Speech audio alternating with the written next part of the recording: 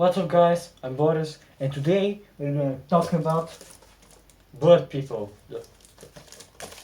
Bird people. Forget about it. Disclaimer before we continue with the video, English isn't my native language, so expect me to make mistakes or to try to edit out these mistakes leading to sentences being cut in the middle. Okay, so what's the topic of this video? Well, we're gonna talk about all of the guests that we've seen so far in the Hello Neighbor series and determining which of them are canon, and then determining which of them is actually the real one, because there can only be one guest at a time. So the first guest we're going to be talking about is the guest from Hello Guest, and we're going to include the prototype version as well because they're pretty much the exact same thing, except in the prototype he blows up the weather station, and in the official version, let's say the official version, he doesn't appear at all in the ending. Instead, you're getting kidnapped by this random detective guy. I don't know who he is. I don't think anyone knows who he is. But yeah, unless you count the deleted scene, he doesn't really appear in the ending, and the gameplay is pretty much the exact same. And also considering the fact that Hello Guest was renamed to Hello Neighbor 2 pre-alpha, leads me to believe that this was an idea that the developers scrapped, and meaning that this is obviously not canon. Okay, so now let's move to the guests from the Hello Neighbor 2 alphas.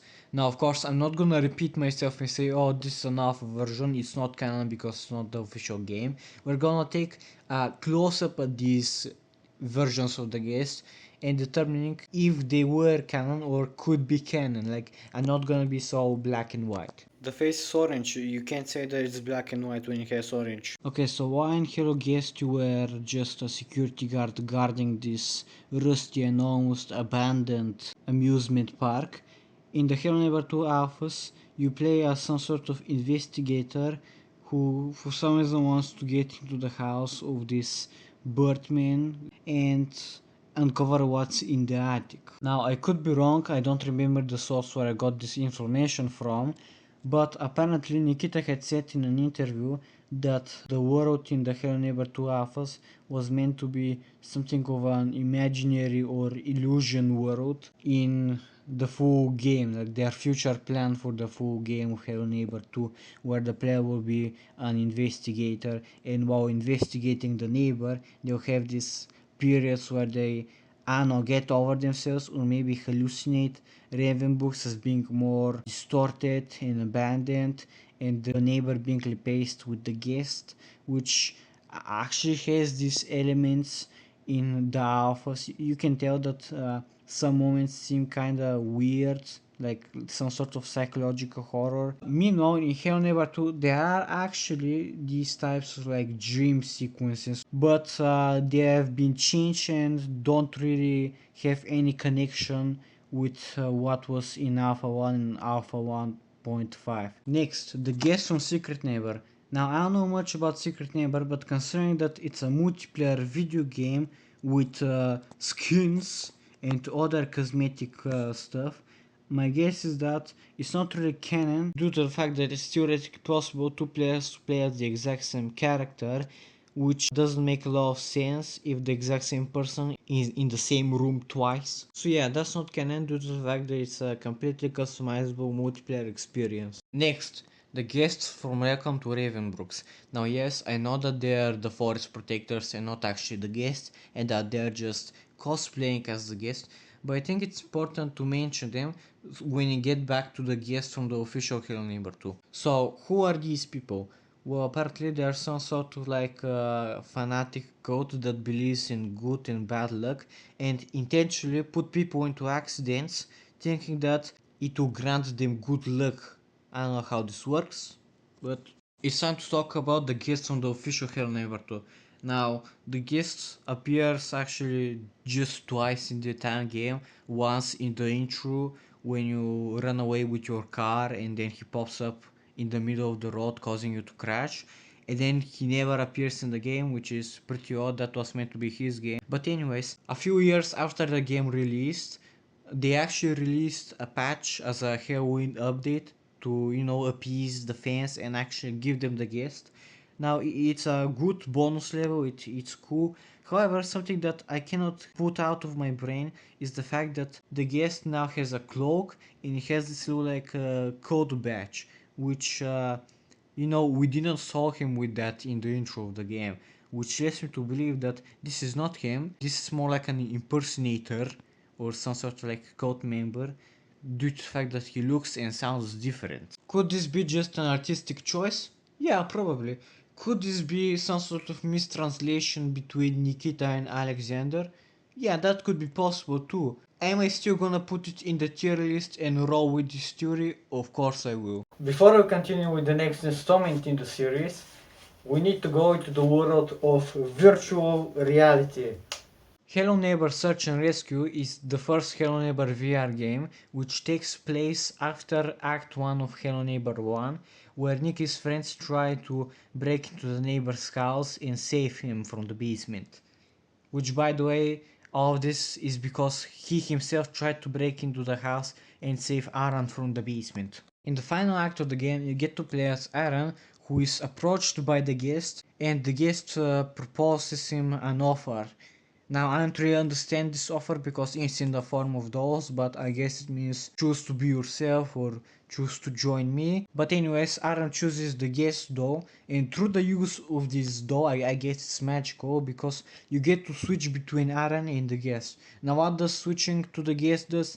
Well, from what I've seen, I guess it changes the gravity and the atmosphere of the world, which you need to complete puzzles and get items that you cannot normally reach as Aaron. It's obvious that there's some sort of like magic involved here, and some fans tend to call this the guest world, as if it's some sort of pocket dimension. However, Nikita himself said that the guest isn't supernatural and was never supernatural, which makes it odd. Now, I couldn't really come to a conclusion whether this was some sort of fan fiction from the creators of the game, or it was some sort of like symbolic thing, or it was like an all in your imagination moment. I couldn't really come to this conclusion, so we'll just put it in the speculation corner.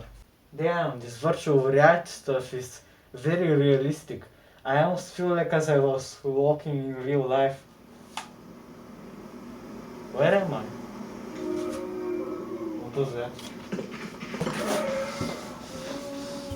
And now we move on to Hello Neighbor 3, which for now the newest version is pre-alpha. However, before we talk about Prototype 3 and pre-alpha, I want to talk about Prototype 2 because in that version the guest looked like this because it was a placeholder modder and his name was changed to the Forest Dweller. Now yes, I know it definitely isn't canon because it was changed back to the guest. However, I just find it interesting and it deserves a spot on the tier list solely due to the unique name and because I find it very silly. So who is the Forest Dweller? Well, he seems to be the guest, does the same things as the guest, except he seems to decide not to kidnap people when they celebrate in his name, which is pretty nice. But still, he's not canon because he's really the same guest, but in different name. Okay, now let's finally get to the guest of Hello Neighbor 3. So in Prototype 3 in pre-alpha, the guest is this like tall person with a giant big head who walks on all fours and makes weird animal sounds. Some people at first thought that he's some sort of monster or werewolf. However, as mentioned earlier, we know that this cannot be correct. Then other people think that he might be Nicky Roth, and then third people think that he might be Aaron. Now about the Nicky Roth theory, I think this isn't really correct because Act 3 of Hello Neighbor 3, when Nicky deals with his trauma and stuff, is around 2015. Meanwhile, Hello Neighbor 3, at the current point, seems to take place in 2028, so it cannot be him. So could it be Aaron? I think I find an actual medical, clinical, whatever it's called, proof that it might be Aaron. So Aran equals guest fans, this is the place for you. Now, considering that Aran has been in a basement for a very long time, my guess is that he suffers from a prefrontal cortex degradation. Now, what's this? A structural or functional decline of the front section of the brain, which is responsible for executive functions like decision making, impulse control, and working memory. Okay, so yeah, I guess you could say that Aran is the guest in Hello Neighbor 3.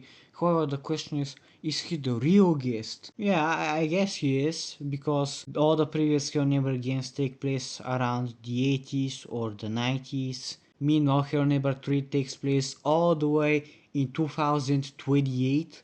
So I'm pretty sure that there's a whole new generation of cultists and a new gen guest that in his place. I had that to be the same guy for all of these 30 years. I was planning to do a cosplay, but I kind of forgot about that I suck at math, and I kind of miscalculated the size of my ginormous head. So yeah, this is how the mask looks. However, I did draw this little like face thingy. It was inspired by the statue from the new map on Hero Neighbor 3, and also from all the posters. That's was meant to be a transition. Something I find very interesting about Hello Neighbor 3 is the statue of the guest in the guest festival. Judging by the ending of Prototype 3, it seems to have some sort of like supernatural capabilities, even though Nikita said that the guest isn't supernatural, which actually got me thinking, what if the guest himself is a natural, but the deity behind the statue is, and like people just perceive it the wrong way and think that this is the guest, which actually creates a chain reaction, because the vandals think that the guest is the guest we see, which makes things even more confusing. But my point is, what if there is an actual deity in the Hello Neighbor universe? Now I know some of you are probably going to say, oh, that's just the weather station, it's always been the weather station manipulates the weather, and the forest keepers have been using the weather station to cause their troubles and stuff. However, it just seems kinda unlikely that something that has a technology from the 50s or 60s will cause the weather to change instantly. No, I think there's like something, some sort of anomaly going on here. Of course, we cannot know for sure because it's a prototype version. We have to see in the future versions, if the devs will stick with this or just completely scrapped it. And that's it for this video, guys. Let me know what you think in the comments, and I wish you a very good day.